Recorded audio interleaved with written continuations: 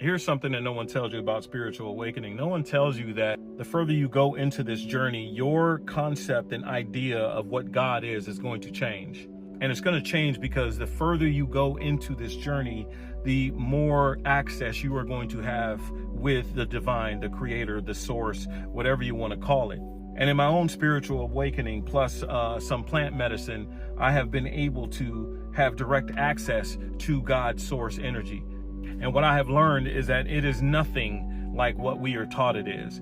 Throughout this journey for me, one thing that I found out is I found out about something that we do as people when it comes to creating gods. We do something called anthropomorphism. Anthropomorphism means we take human characteristics, we put them on animals, we put them on things, we put them on God, we put them on inanimate things. If you've seen somebody say, my car, refer to the car as a her, that's anthropomorphism. If you've seen people who will say that their pets feel the same way that they do, then that's anthropomorphism. And we do the same thing with God. We will make God just like us. God is jealous. God is angry. God sits there and judges. God does all of these things that man typically does. God just so conveniently happens to hate the same people that we hate. That's anthropomorphism. So when I learned about that, I was like, wow, so we literally are just creating God in our own image. That's what we do. And the more that I researched and the more that I understood, the more I came to the conclusion that God, source, universe, whatever you want to call it, cannot fit into a book. It can't fit into religion. It is too big. It is everything. It is everything that's ever been. It's everything that's going to be. It's everything that's never been, and it's everything that's never going to be. So in this awakening journey for me, it was a process of letting go of religion. It was letting go of dogma. It was letting go of what people had told me.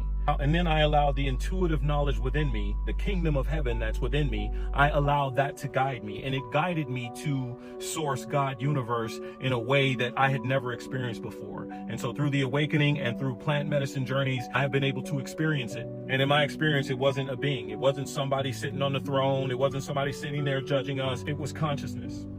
It was air. It was water. It was light. It was dark. It was everything. It was everything and it was nothing.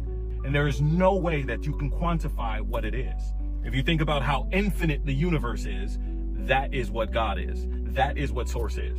And I have to say this was a very difficult conclusion for me to come to because the conditioning and programming of what I thought God was very ingrained in me. It was a process. It took a few years for me to let go of it. And it hurt.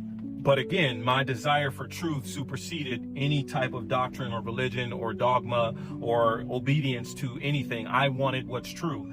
And the irony in this scenario for me is that the more I left religion, dogma, the rules of society, and the control and manipulation that man puts into religion, the more I left that, the closer I actually got to God.